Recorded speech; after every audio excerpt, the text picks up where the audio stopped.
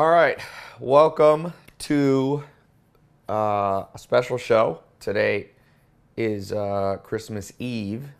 So some of you celebrate Christmas, some of you don't. I'm not really religious. Who cares? It's still Christmas for some people, half the world or whatever. So uh, I think, people ask me a lot, by the way, and I didn't know if I want to get into this on today's show. People ask me what I think about religion and things like that. I steer away from religion and politics somewhat, and it's not for the reason people think. But before I jump into that, let me say for today's show, I got something special that is so important for you to understand. If you get this one right, you'll be different than 99% of the world. And I mean different in a positive way. Most of the world is lost, especially when it comes to finances. If you don't believe me, just look at the statistics, right? People spend 12% of their life on average doing what they like financially or career-wise. Uh, Globally, whatever, it's something like half the world is still goes to bed hungry.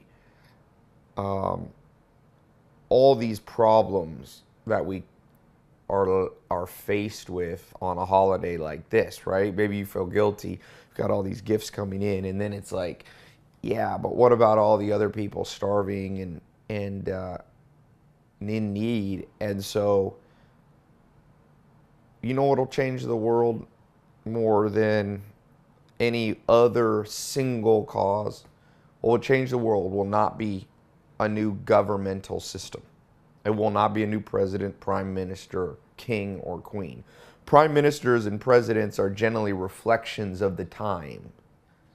They may do some good and have some impact, but it's not that changes the world. It's people in mass.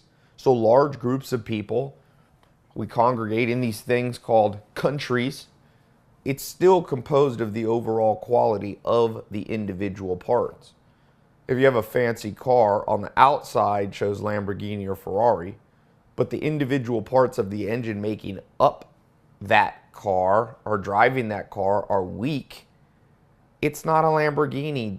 I had a friend, funny, took a car, like a cheap car, I forget what brand it was, and took a Ferrari little horse and put it on. And he said, man, I can go out on dates and girls, he said, most girls don't know anything about cars, so they think I have a Ferrari. And what's the saying go? A horse is a horse by any other name, or a rose is a rose, whatever. Just by changing the name or changing the exterior, you don't change anything of significance. So people want to change the world through, I don't know, the wrong thing. You know what'll change the world? These things to the right and left of me. Books. Not because they're books, but because ideas recycled through your brain, recycled through my brain, changing instincts. Remember, books alone only create thought.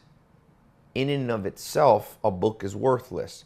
Only if it changes instincts. Instinct. As I talked about, Confucius continually or I wouldn't say harped on the point, but he made the point very clear. To change the world, you have to change the country. To change the country, you have to change the leaders. To change the leaders, you have to change the families that leader grew up in. To change the family, you have to change the father and mother. To change the father and mother, you have to change, he said, the hearts of those fathers and mothers. But he said, interesting, because he did the order differently than you think. He said, in order to change the heart, you have to change the mind. And he said, in order to change the mind, you have to change curiosity. So you're watching this show, whether you're watching live, listening in later, or watching a later replay. My goal here is not to get on camera. I've never needed that. I mean, that's why some people go, oh, Ty, I haven't heard of you. Yeah, because I was just doing my own thing, living life, being a businessman, my goal has never been to be, I was born in LA, but I never want to be a Hollywood actor or something like that. But I do see that there is a need for you and I, hopefully I'm not doing this alone, to invigorate the curiosity that is at an apathetic low in the world. That's what the books can do. Because in the books, you will find the stories of the reward. Remember this. You want to change yourself? One of the more popular subjects I talk about is persuasion, motivation. I'm not a raw self-help motivator. If you need that, there's guys and women that do that get on stage and jump around and have you jump around with them. And some of that stuff's cool. I've been to some of those events, and Tony Robbins is a little bit like that, and I like it. I'm not a hater, but that's not what I do. So you can't. If you need, that's why I sit in a chair.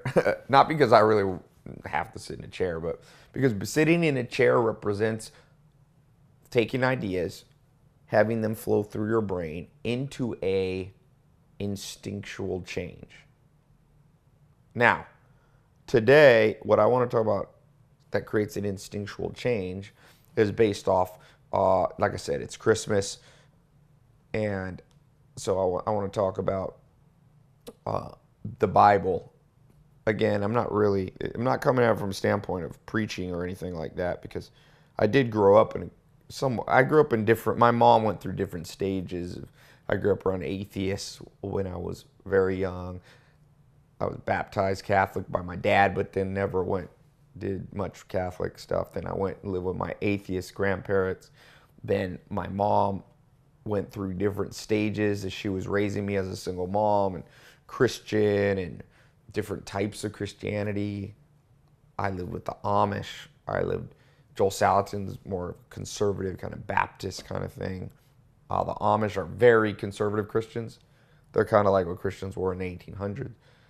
My mom became a hippie at one point, so New Age. So I've been around. I haven't tried every religion necessarily, but religion is a powerful force, and there's a lot of reasons why. And the reason I don't always talk about religion and politics is because what's my end goal? You see, you got to go, what's your end goal? My end goal is to change my instincts through good ideas and hopefully have a couple people tag along with me with the end goal of finding the good life. Me debating the merits of Islam, Judaism, Christianity, Buddhism, and Hinduism does not necessarily forward that end goal, forward me to that end goal, or even you, because there's too much static interference in those conversations. We defend as there's a Tilson fund, that's like a mutual fund, hedge fund kind of thing. They published a Harvard speech by Charlie Munger, and he says, beware of our lack or our hatred of cognitive dissonance. Meaning, when we don't know something, we will do our best to come up with an answer. And he said, we hold on to those answers, especially if they were hard fought. So if you had some diet and you almost died, and then this diet saved your life, you're going to extrapolate you don't want the cognitive dissonance that says, is there a good diet out there? What is it? No. As I talked about in the book, Diet Cults, humans go, ooh, my diet is the best for every body type, even though we know this is nonsense. You're not going to find one diet that works for everybody. You might find some principles like drink water, eat, sleep, drink vegetables that seem to be pretty universal, but you will have a hard time. There's people who are allergic to fruit. One piece of fruit kills them. Fructose intolerance. Dr. Sharon Molam talks about it. There's people that dairy kills them, and I guarantee you there's people that thrive with dairy. People sometimes say, oh, humans are the only animal that drinks the milk of other humans. This is not a good argument. I can't believe this argument's still circulating around. Did you know every piece of meat, fruit, vegetable, seed, nut, dairy product was not created for the purpose of humans eating it. A seed, when you eat corn on the cob, the corn seeds exist. It's seed to create new corn. So the corn plant creates corn to generate new life, not to feed humans. But we hijack that and eat it for nutrients. So the same thing with milk and same thing with meat. Now, some of you will do better with no meat or milk. We know this. But not everybody. But you see, we like to extrapolate our ideas into extreme ideologies. But I believe rarely is the accurate assessment of a situation found in extremes. So if I was to today on this Christmas show talk too much about religion, it would start pinging on the hatred of cognitive dissonance of millions of people or thousands of people who watch this show and listen in. And what happens is then, you ever been driving in a car and you're trying to listen to one song and then static signals come in, and the sound, instead of hearing the song, it's like, and you turn it off immediately because you don't want to hear it. Well, that would be the same thing if I got into the exact merits. But I tell you what I do believe about religion is that there's extreme ideologies that discount the knowledge and wisdom and truth in many religions. And if you fall prey to that, like I say, check yourself before you wreck yourself. It's an old hip-hop saying that I always thought was funny. I'm like, hey, you're lost if that's how you see life. I can tell you that. I don't want to go into why I think you're lost, but trust me, you are. So today, with that long preamble to what I'm going to talk about, there's a saying. So let me pull this up here. In the Old Testament of the Bible, so Christians, Jewish people, and Muslims all would share this kind of thought, or share this passage, belief in this passage. The borrower is the slave of the lender. Proverbs 22:7. The borrower is the slave of the lender. Memorize that saying. If you are completely a borrower, you are completely a slave. Now, that's obviously an oversimplification. There's times where people have thrived under debt. Sam Walton built the whole empire of Walmart into the richest and wealthiest business empire of all. And he did it primarily through debt. I read he wasn't really out of debt till he was about in his late 50s, 57, I think. So certainly Donald Trump did the same thing. Real estate empires are usually built around leveraging debt. So I want to talk about, there's a certain type of debt and a certain mentality where you go from harnessing the power of leverage, which I believe there is a power to leverage.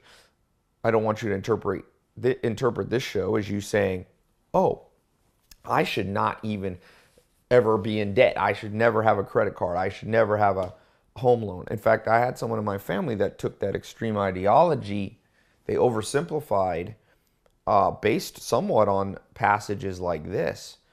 And they regret it later because it was I showed them on with a pen and paper and a calculator how they were misjudging the situation. So first lesson is,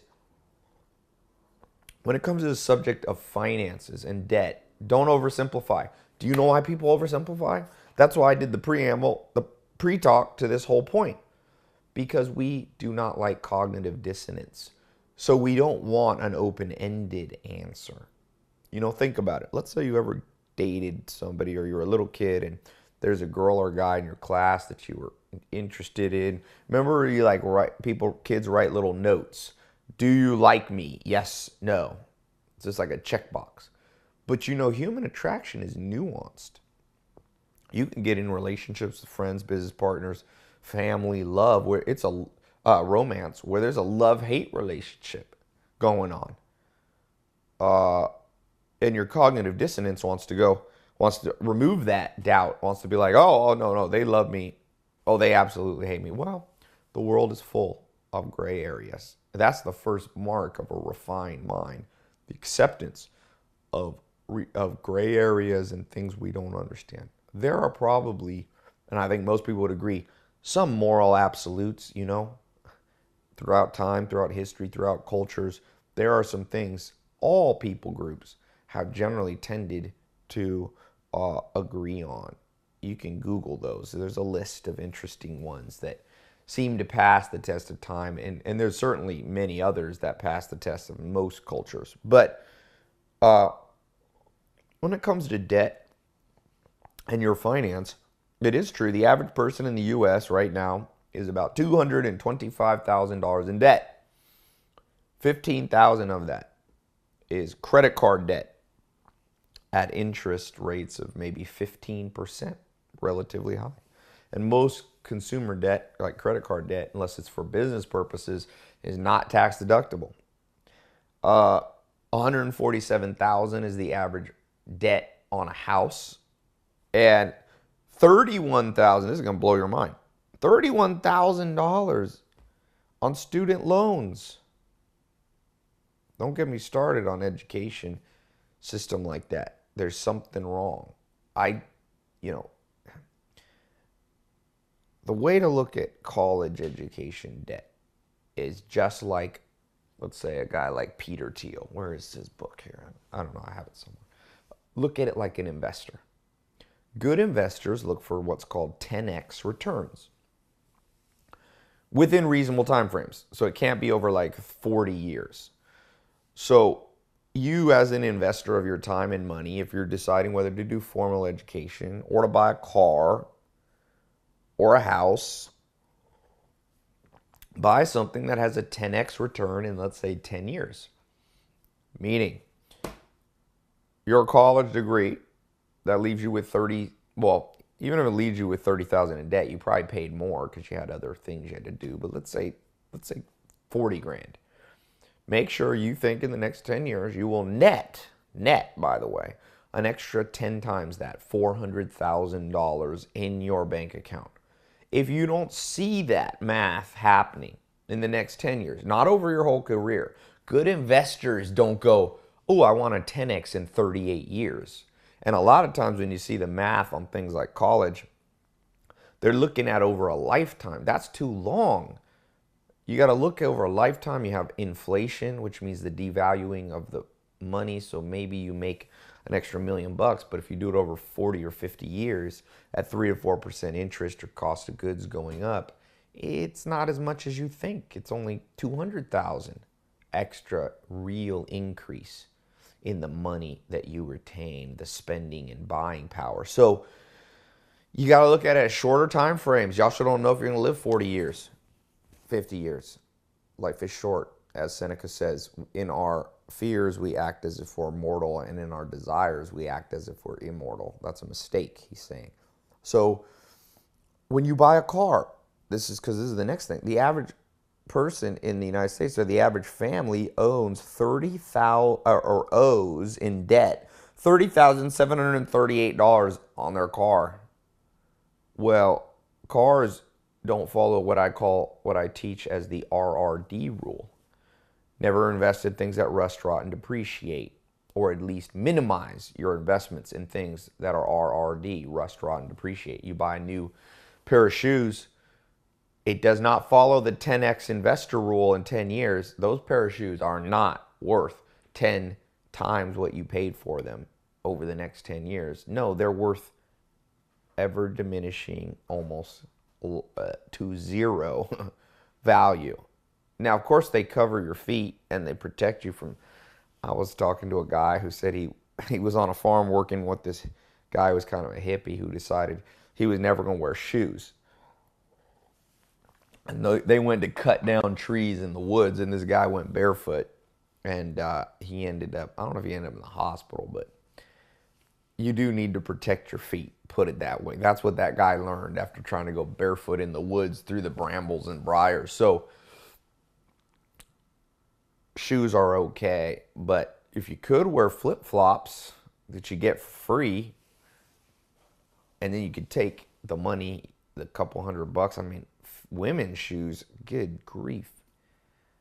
Sometimes I'm like, I should be in that business. That pair of shoes costs them $50. They sell them for $500. And people buy them as if they're freaking gold coins. I mean, people like, you see in like a Nordstrom's, it's just like, people, oh, shoes. Now, I don't want to disparage nice things because I think it's okay to have some selfish goals. I think, guys I like fancy cars, fast cars, stupid stuff like that. Guys like electronic, not even shouldn't make this a gender thing. Some people like it. Some people like shoes because there's definitely guys that like shoes. Imelda Marcos type people on the planet. So the main takeaway is not whether you're buying RRD items, rust, rot, and depreciating. It's, are you buying them out of surplus? So are you so financially independent that you splurge as a celebration of the prosperity financially your experience? Because then it's fine.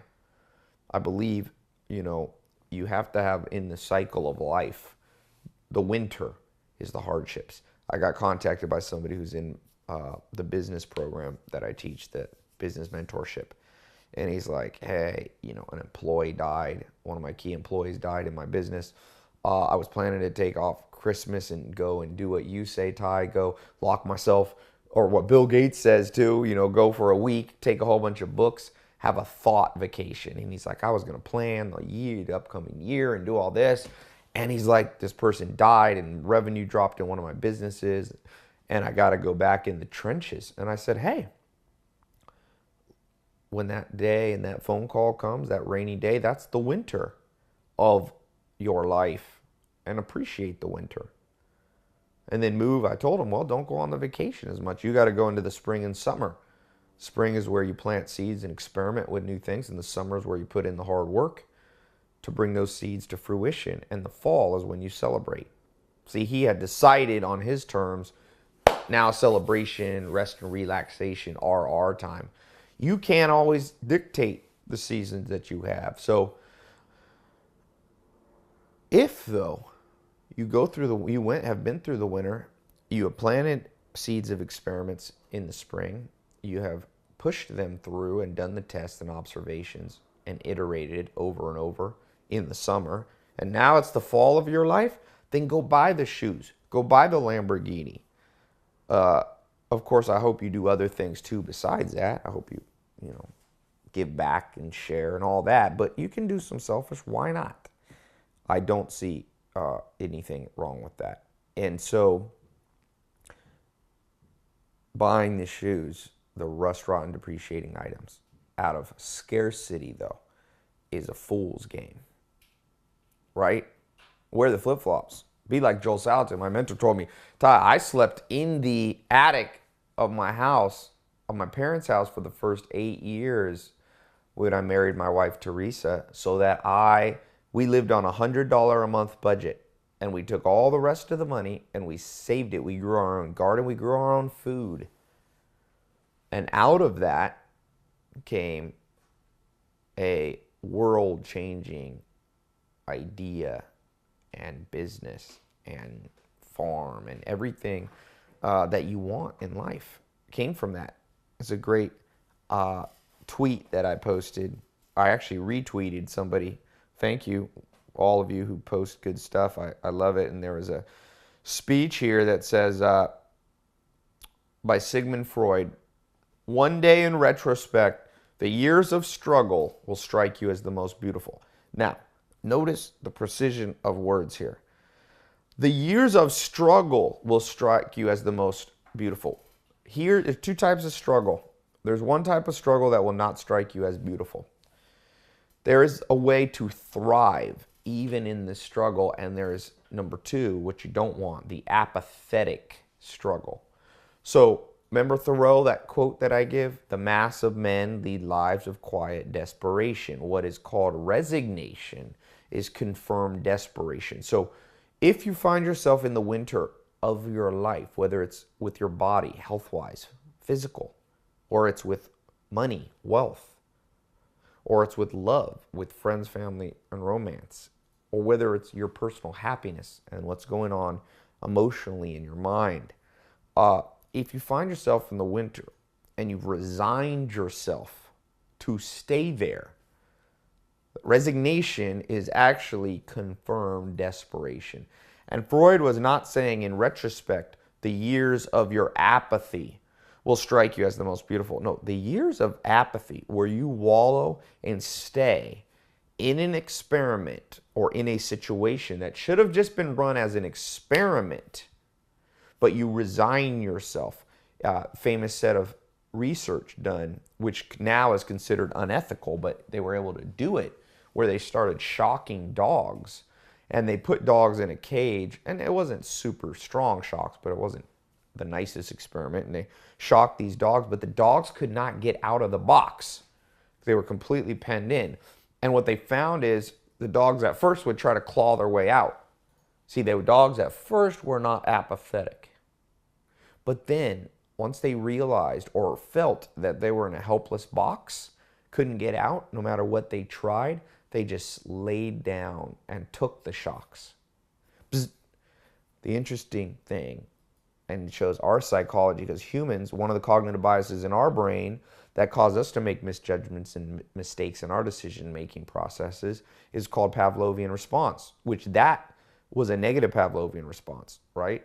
The shock, and you'll see why, because they took those dogs, they took them out of like little pens that were covered, and they put them in just a box. So it had three sides, but the dog could easily have jumped out of the box. They shocked the dogs, but the dogs that had been conditioned, and this is an experiment on what's called learned helplessness, the dogs that were shocked began to lay down, even though they could have gotten out. They were desperate. That's confirmed desperation, their resignation.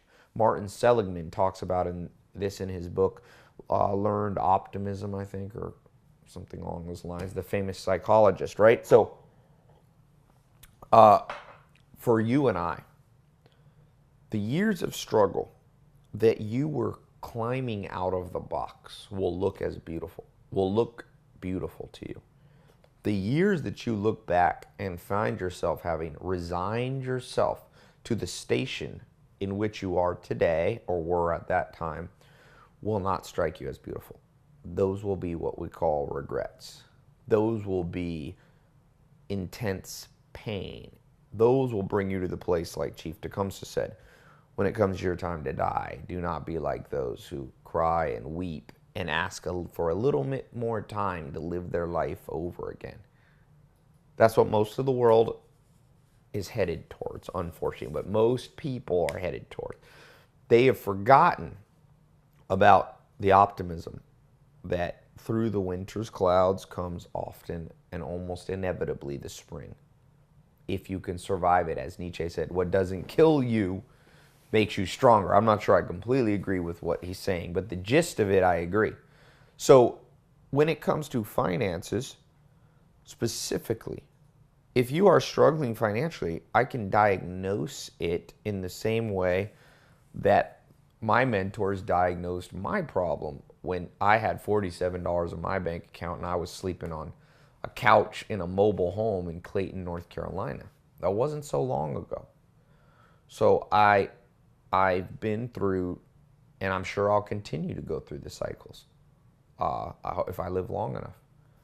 There is no winning and there is no losing except resignation. You see that in the dogs.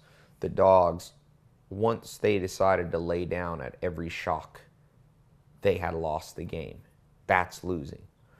So let me just give you this simple kind of way to look at life. It's a reframing. And the way you frame your life, just like those dogs, the second they had framed themselves as we can't get out of the box when we're being shocked, they no longer attempted, and they created a dungeon of their own making that wasn't real. That's the mass of humanity. You can see it if you don't believe me.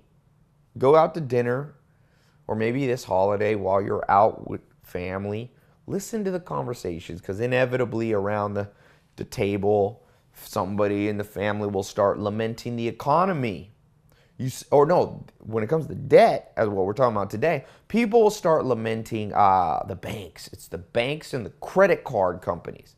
See, the credit card company, or it's the universities. See, they're putting us debt, or there's the government that's not giving us free education. Blah, blah, blah.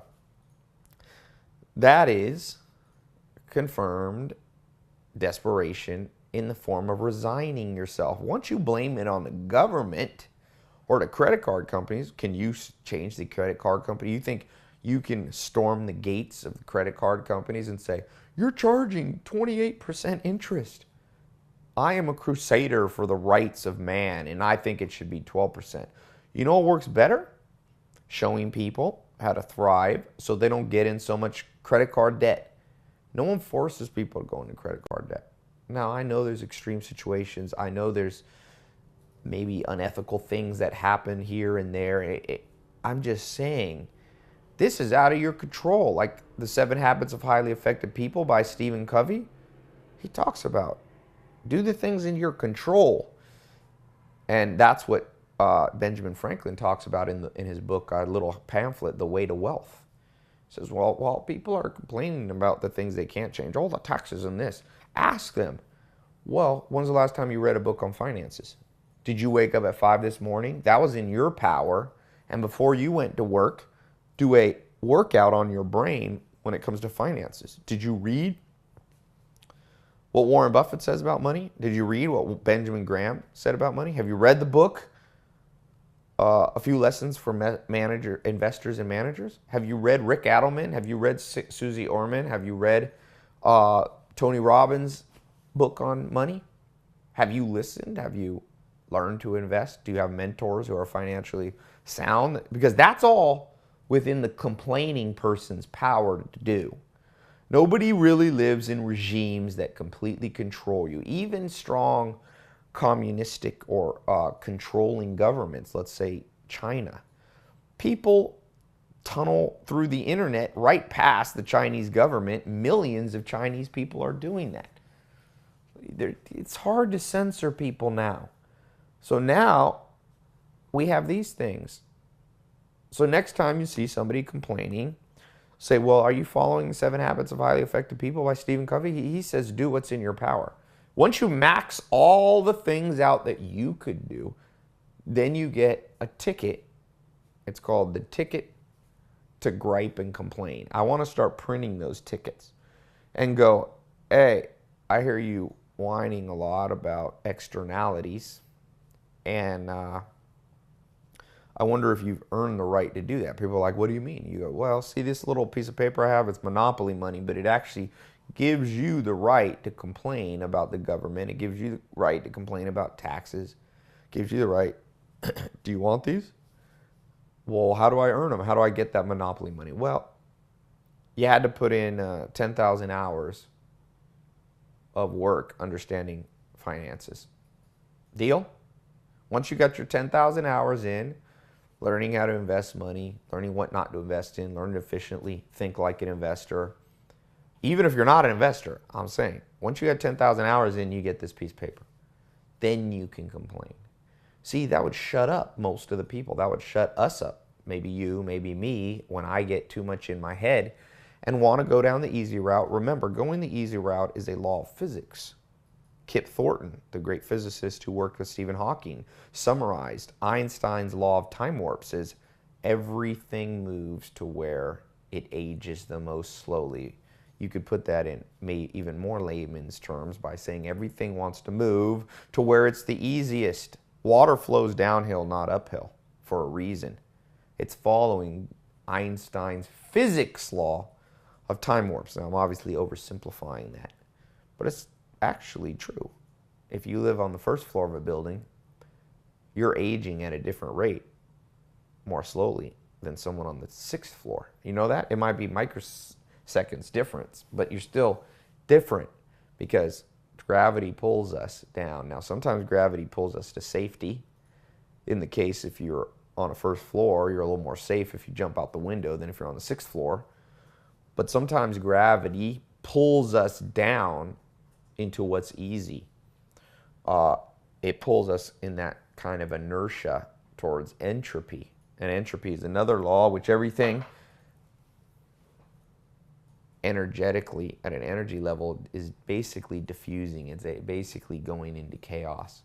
If you leave your house and come back in 50 years and nobody lives in it and touches it, it will have decayed. The roof, the paint, there'll be bugs going around, maybe be raccoons living in it. It all tends toward decay. Your life, the reason you need the winter, spring, summer, fall, when it comes to specifically what we're talking about today in this holiday Christmas show, is about being a slave to the system financially, a slave to the lender. And the lender, by the way, people are confused. Do you know who owns credit card companies and banks? You're a lender like a bank only through the deposits of your customers. So when your brother or friend gets a loan from the bank, it might be your money that's being relent through the bank. That's why the bank can pay you interest on your savings, checking account, or CDs, or depository instruments, because they're reloaning your money. So before you get too mad at the lender, remember you're the lender. So if you don't like the system, you have a choice. You could stop using banks, but that's a dangerous choice. You put all your money in the mattress, well, you can get robbed. You can have a fire. You know, Evel Knievel, the crazy stunt guy, he kept all his money in a safe up, I think, in Montana. And he slept with a 357 Magnum handgun.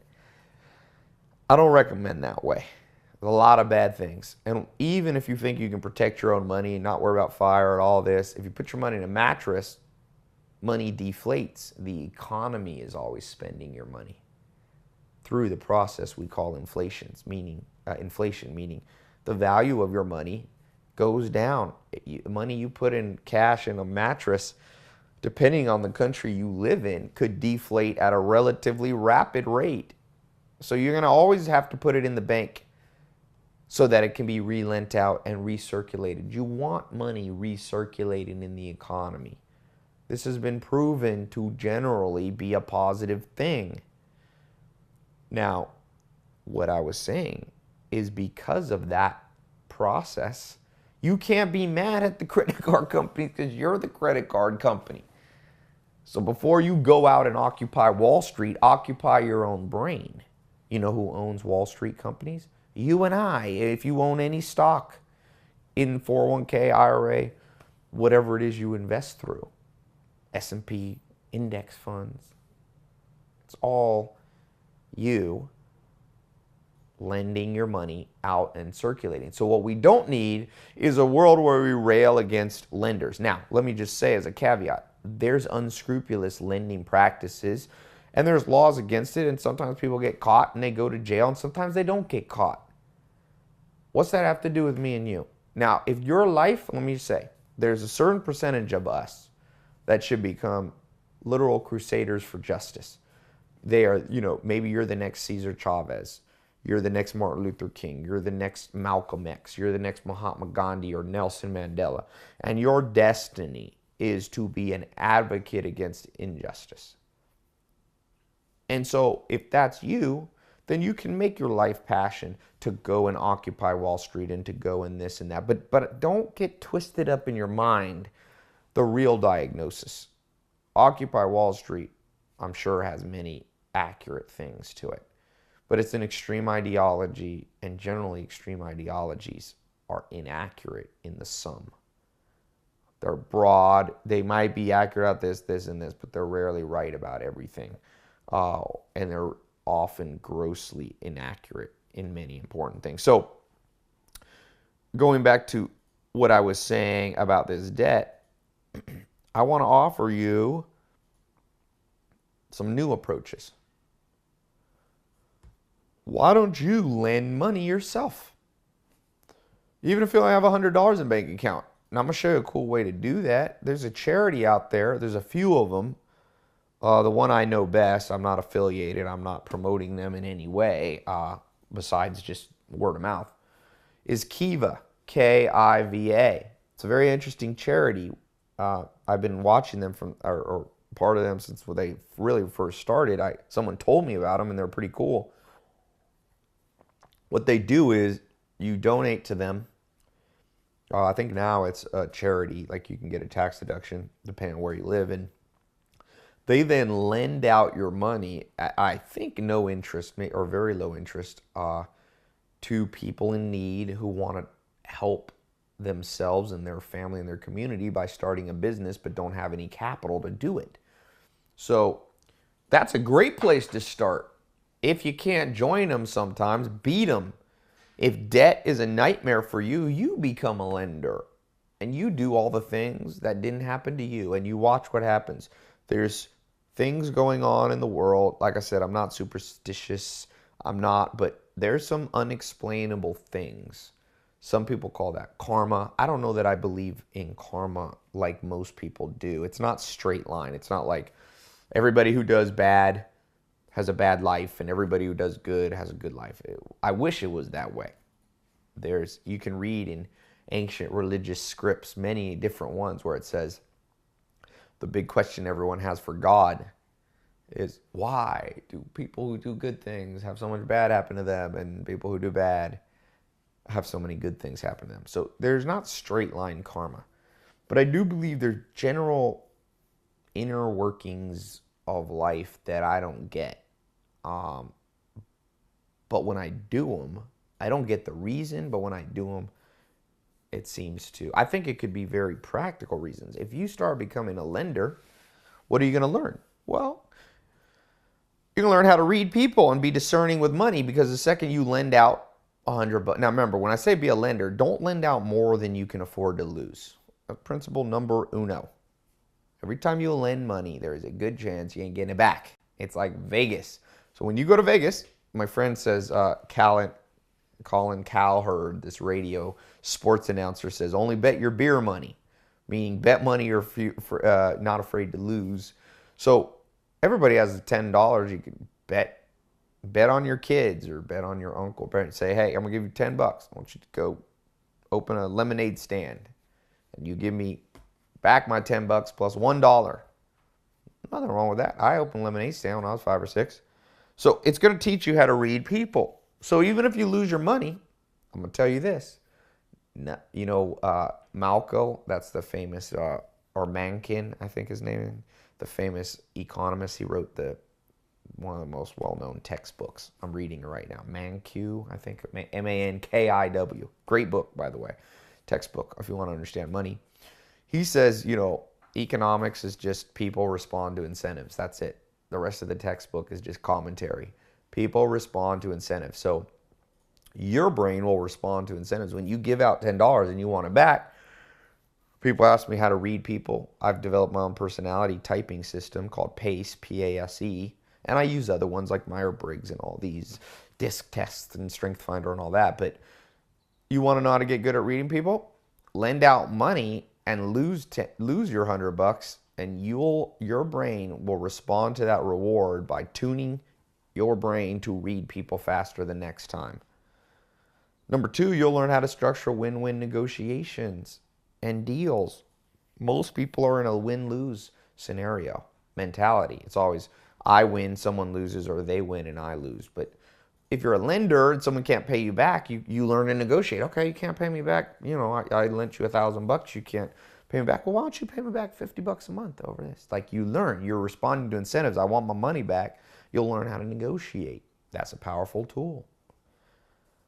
You'll learn how to do the legal stuff of drawing up a promissory note. And in doing so, and reading a contract one time, because you wrote it because you're responding to the incentive, I want to write a good contract so I get my money back. Guess what? Next time somebody loans you money, you'll know how to read the contract. You see what happened in 2008 in the U.S. housing bubble crisis, and which led to a recession of epic proportions? Nobody knew how to read their documents. There were some unscrupulous lenders that had documents that didn't state it, but the vast majority of loans that people went broke signing were loans that were clearly stated. This interest rate is what's called an arm, an adjustable rate, that it can go up with various, usually follows an index. It can go up with this index or this index. And people didn't know that because they had never lent out money. They had been like the dog and resigned themselves to, I know nothing about money. I meet people like, I can't do math. I was bad at math. Richard Branson was dyslexic. He dropped out of high school and said, once he started his magazine business, he said, you know what? I either am going to get good at math and be a billionaire or rich, or I'm going to resign myself to my dyslexia and be poor. And he rose above it. Let me just tell you this. If Helen Keller can get a sickness, a high fever at 18 months old, and then go from being born a normal baby to be born to move into absolute darkness from being blind, absolute, locked in from being deaf, blind, deaf, and in a way, that makes you mute because you can't talk if you've never heard. And then she rises to become an author and somebody who's remembered throughout the ages.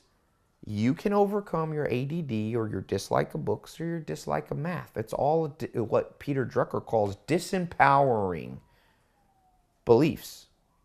You just disempower, I'm dyslexic. So now I don't mean to disparage and to denigrate a handicap you might have, because life deals hard blows to some people. Helen Keller was dealt a hard blow that you and I probably weren't dealt with. And I wouldn't want to be like, wow, I'll just get over it. Because no, it's not easy to get over. But yet, as Freud said, the years of struggle will be looked back at as the most beautiful. It's beautiful what people do. So it's beautiful what Richard Branson did, overcoming that. When most people just go, I'm not a numbers person. Never been, Tai. Well, okay. Then you resigned yourself to be a broke person. Because I have rich friends and I have poor friends. And every one of the rich friends is kind of good with numbers, but not naturally. They made themselves good with numbers. So one of the benefits of you lending out a little money here and there is you go from the disempowered dog that lays down in the box to knowing how to read a promissory note. You'll also go online and you can learn how to do a mortgage amortization schedule. You don't even have to do them now. You used to have to do them with calculators. Now you just go to a website. Okay, I'm loaning this person $1,000, and I want them to pay me back over 5 years at 5% interest. You put it all in the calculator, and it tells you the monthly payment of principal and interest he should make. That'll make you more sophisticated. You want to go up in the world. I talk about this. Some of you are in, this is a free talk I give, but if you're not in the VIP program that I do, it costs some money every month. But again, good things cost money. You get what you pay for. I hope that this free stuff that I do has a tremendous value, but I can give more value in the paid stuff. So I was talking yesterday in the paid program where I really have, hours to devote, and it's more of a set thing, and you move from here to there. You need that routine. It's like you can't just work out in the gym. Self-learning is kind of like most people in the gym. You get excited about it. You go, you do your membership, and you're okay, I'm signing my contract for 1 year. Of course, that usually puts you in debt, but whatever. You sign it, you get toured around the gym, you're excited. You're self-learning. I'm using my willpower, and I'm going to the gym. Woo! And the average person I read goes to the gym once. Being in the gym business, you make a lot of money because your equipment doesn't get used very much, because 90% of the people that are on the monthly self-help come to the gym when you want program never come. It's only 10% of hardcore users. I don't know if it's exactly 10, but you get the point. So self-learning has no routine. When you get a personal trainer, or you get a bunch of friends that say, we're going to show up at your house every morning, we're going to go jogging together, we're going to hit the weights together, and then you do it in a routine. You don't just, you see people in the gym, they're like, oh, I'm going to do that. You see people doing, I saw a funny video where showing people like who use the machines wrong. So it's like you're supposed to put your legs on it. People have their arms under the leg curl machines and all this. That's self-learning. And I hope you do some self-learning. But just understand, the real growth, the Arnold Schwarzenegger muscles, the Jillian Michaels, toned and fit body doesn't come from people just signing up to. It comes from a commitment to something and a routine and a quote unquote curriculum. Okay, we're going to do this exercise on Monday and this one on Tuesday, and then we're going to take a rest on Wednesday, and that gets you what you want. So for those of you in the VIP program, that's what you're getting. And I charge less than the average person spends on coffee per month. If that's too much money for you, you are in a scarcity mentality. I'm telling you. Scarcity mentality. I'm on this big experiment now of really testing the boundaries of scarcity versus prosperity. So one of the things you can try with me if you want to try an experiment, try giving away a lot of money to charity as an experiment, to the point where maybe you feel like you're going to be broke and not able to pay rent. Just try it. I don't know the outcome for you. I don't know. I always like to experiment, but try it long enough. Don't run it for one time. Give it a little time. Give it 67 days or give it an 18-month trial. Try it. Try lending out a little bit of money. That's a prosperity mentality. You're lending out, knowing you might lose it, but knowing that even if you lose the dollars, if you do it right, what other principles? I talked about 3 or 4. Number 5, you'll learn how to deal with conflict. People who aren't going to pay you back. Not only will you learn to deal with the conflict of people to people, so you going, hey, you owe me my money. And they're like, no, I can't give it back. And you maybe having a little conflict, say, well, maybe compromise. Well, what about this? But you're going to learn how to deal with the conflict in your own brain of how do I cope with, quote unquote, making a mistake with that person that I gave money for.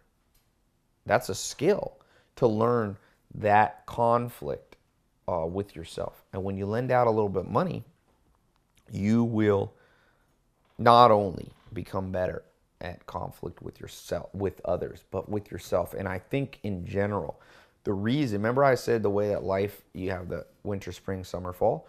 The spring is a series of massive experimentation. Nobody does this phase right. This was not taught to you in school, which is a tragedy of epic proportions, because the reasons modern science and research in schools even exist is what? They exist because of the scientific method, which is 7 steps.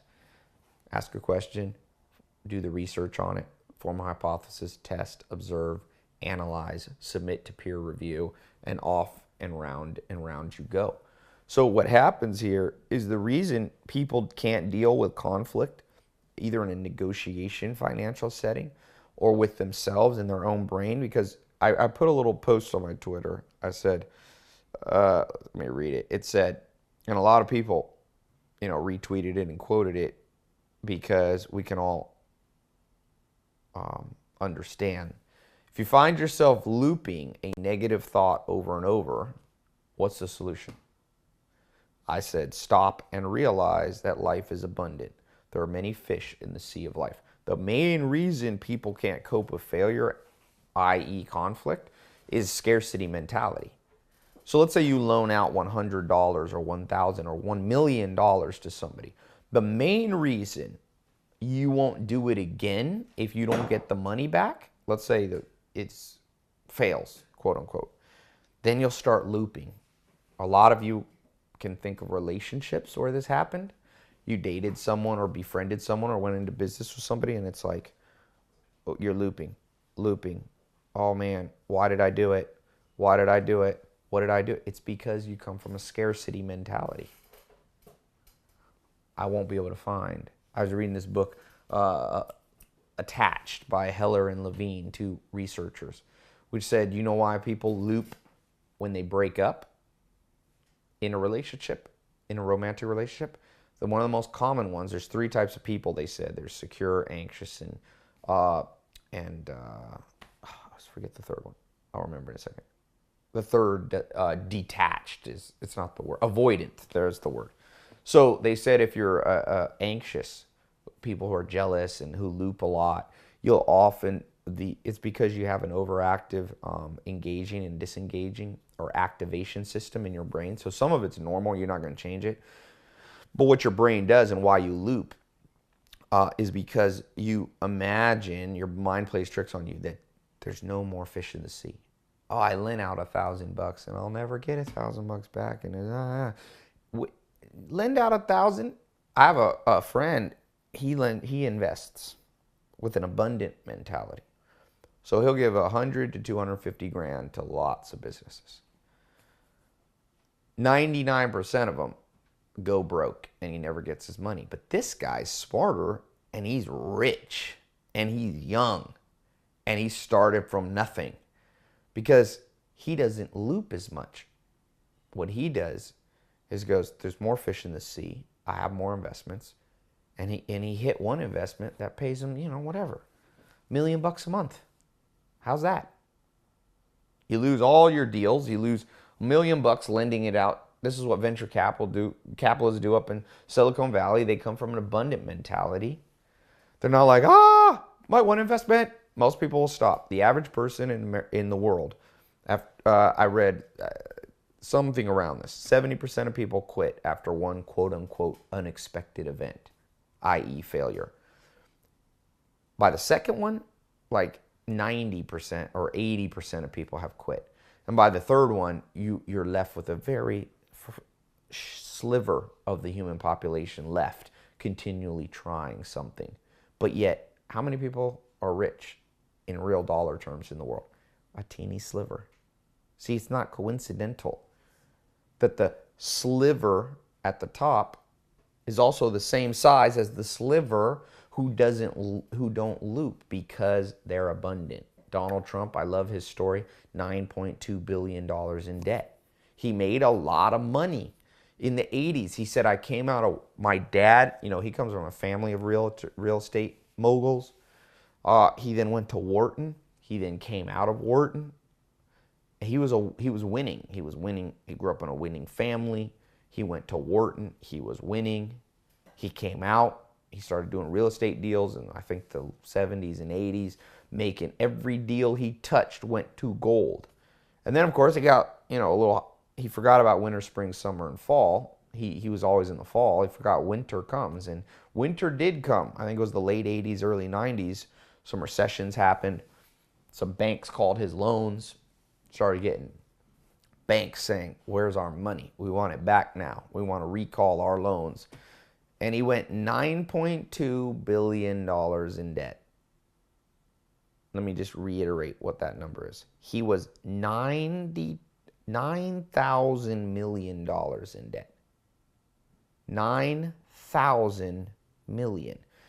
You might say, well, maybe it was just real estate loans. He didn't have to pay it back. No, he had personally guaranteed $1 billion. So $1,000 million was his personal loan, and his other properties were leveraged at another $8.2 billion.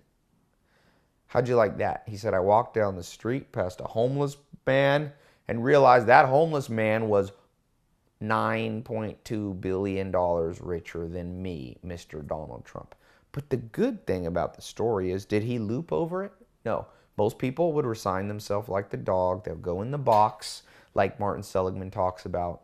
Confirmed desperation, Pavlovian response. They'll begin to blame. Oh, it was the economy. It was this. It was that. Oh, it's the tax. It's the tax rate. The tax rate is why I'm poor. It's the Democrats. I'm sure it's the conservatives. It's Obama. That's why I'm poor. No, but Donald Trump didn't do any of that. Now, I'm not saying you're wrong. I'm just saying consider an alternative. Donald Trump said, pull his sleeves back, then double down on what worked before. He said I had gotten distracted. He said I was going around the world chasing models and women and not keeping my eye on the business. And he said, I learned, don't do that. And he put his eye back on business. And now he was $9,000 million. Imagine that. Waking up, your bank account says negative $9,000 million. You know what most people do? I'll tell you. I had a place in Miami in the year 2008. I lived there part-time. My lawyer, Liam, I was talking to him, Leor, sorry. And he said, yeah, I'm dealing with a lot of clients that are jumping out windows committing suicide. So what happened? He said, man, they went into debt Miami was overbuilt, about 50,000 units. I think he said overbuilt, meaning there's 50,000 more places than there are people. And he said, I've got clients, my law clients or friends of friends, they're jumping out windows. I said, how much are they in debt? Oh, $500,000, $1 million. And you know what? That's looping to the extreme. That's what suicide is, because you're sure, because you come from a scarcity mentality, that there's no abundance there to fix it. Donald Trump had more courage. 9,000 million. His bank account said negative. Now, it didn't literally, but figuratively. 9,000 million. You know how many zeros that is? Most people at $1 million in debt would just give up and be like the dog in the box. But I like Donald Trump. I mean, I'm sure he has flaws. Whenever I say I like somebody, it's hilarious. People come out of the woodwork. It's like the comedian Brian Regan says, people paratroop in with their, well, Arnold Schwarzenegger didn't do everything right. I'm like, what are you talking? That's what I feel like doing. Did I say I found a saint in Donald Trump or Arnold Schwarzenegger? There's people who write negative things about Mother Teresa. I don't care. Keep your paratrooping to yourself. You can drop in on some low IQ people who want to listen to your babbling. I'm not talking about you. I'm just saying, whoever is like that, I hate it. I'm like, you're a moron. That's what you just told me. If you paratroop in and tell me how Donald Trump's not perfect, somebody did this about Sam Walton. Paratroop in on the cool story of Sam Walton was how he built this thing from nothing. I didn't say he built the right thing. If I talk about Alexander the Great, I'm not advocating martial conquering of nations. I'm like, I want to look at people and go, you ain't going nowhere in life with a brain like that, my friend. The point of when I talk about Alexander the Great is, what are the principles that were effective in his goal? Then I'm not going to have the same goal as him. So my goal is not to pillage the world, but I like to know the guerrilla techniques he used. It's the underpinning of things like guerrilla marketing that you can use.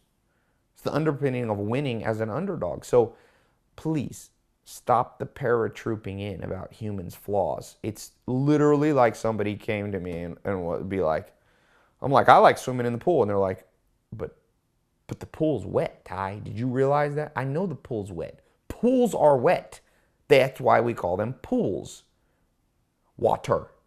In the same way, when I talk about humans, as you bring up flaws and mistakes in them, I'm like, that is what humans are. And in the flaws and mistakes, as I swim in them, I see the principles that I would like to follow, both to do and to not do. So reading Arnold Schwarzenegger, I'm in no way deterred by reading Arnold Schwarzenegger by the fact that he may have had a scandal later in life. Who cares? Going back to this Christmas theme, as Jesus Christ said, I think it's maybe one of the great stories in the Bible.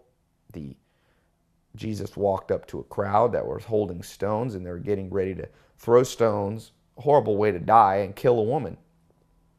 And Jesus said to the crowd, what are you doing? And they said, we caught this woman, or this woman is an adulterer. And we know she is because we caught her in the very act. We saw with our eyes she was cheating on her husband. And back then, according to the Abrahamic law, you could stone an adulterer. Now, they were now seizing an opportunity because in the story they hated Jesus. So they said to Jesus, well, what do you say we should do? They're always trying to catch Jesus in these stories, like in the gold coin story about rendering to Caesar what Caesar and God to God. So they said, what do you think we should do, Mr. Jesus? And Jesus gave the greatest answer you could give.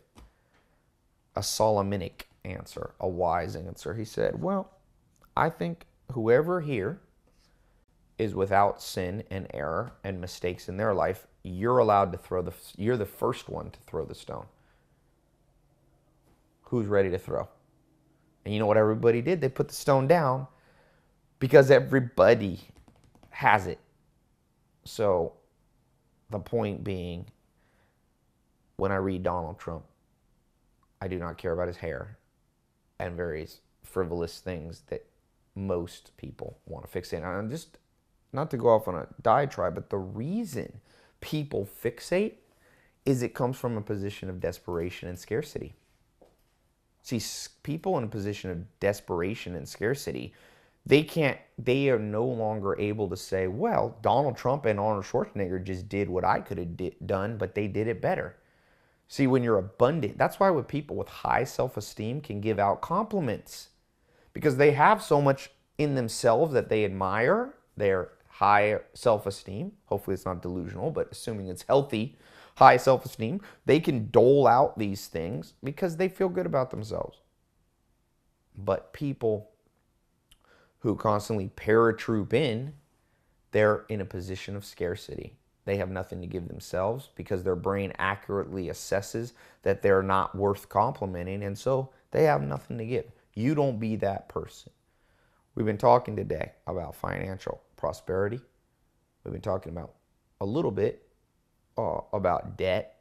I didn't totally make this a financial conversation. I do more of the finance stuff in the business school that I have, the online one. You can access on your phone. And if you want to know more about that, you can go on my website. It's amazing the changes. People who never started a business, or people who work for somebody else, or people who are entrepreneurs, just seeing revolution in their bank account, literal, practical, money changing.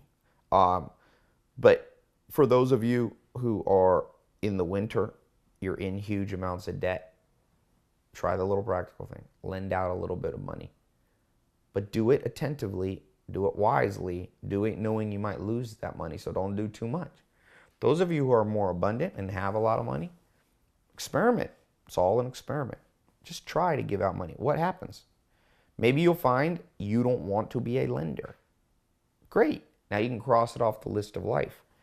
But maybe you'll find, wow, I can have a lot of positive effect both for myself financially and for the world at large by being someone who distributes capital. The world needs people who distribute capital ethically and wisely. Never forget that. Just like the world needs people who crusade for charities and rights of man and women and the rights of the poor and injustice, or fights injustice, the world needs people who distribute financial capital. That might be you. You might say, I'm not a numbers person. Become a numbers person. It ain't that hard. Get a little calculator. Do one math exercise a day for the next month. Just go, what's 17 times 18? At first, it's going to seem impossible. But eventually, like doing push-ups or doing pull-ups or jogging a marathon or being born blind and deaf and learning to read or write, or being born dyslexic like Branson and learning to read and write, it becomes easy. Okay? So, for the holidays, make it a holiday where you're not like the masses, where you're investing in 10x investments, where you're buying and spending, not consumer RRD spending that benefits other people, but you are spending on things that could return you 10 times what you spent over 10 months. Over 10 years or shorter. So, if you're listening, replay, or wherever you're listening, and there's a comment box, or you can leave a review, leave me a review that answers this question. What's the biggest area in your life you've been a victim financially, whether it be debt or otherwise? And number two, what's the biggest thing you learned from our conversation today that you're going to implement as an experiment to try to change, move forward, evolve, go up the chain, and not let entropy drag you down? So answer those two questions. If you have more, reach out at Tai Lopez. Have a great holiday. Hopefully your holiday is a period of harvest, fall, the fall of your life. But if it's not, who cares? Just always remember, holiday is just a calendar day, and calendars aren't real. They're illusions and man-made. Focus on the things that are not man-made. Focus on the things that are part of nature, universe, or God. Focus on those, because those things are immutable, unchangeable, and must be conformed to. You don't have to celebrate a holiday. If you feel lonely and depressed around your holiday, do not celebrate it. Who cares? Move on. The Aztecs didn't celebrate Christmas or even December. They lived fine lives. So did the Sioux Indians. So did the Hadzas in Tanzania. So did the Ache in Paraguay. You don't need this. But there's no reason to discount it. You can make up man-made days and celebrate them too. Don't be driven by insignificant, unimportant things. You focus and fixate your mind on the things that are urgent. Fixing health, wealth, love, and happiness, that's urgent. Holidays aren't. Hopefully you'll have a good holiday. Those of you who aren't, who cares? Life will be good. Get through the winter, get to the spring, keep moving through the cycles over and over. Be patient, and talk to you soon.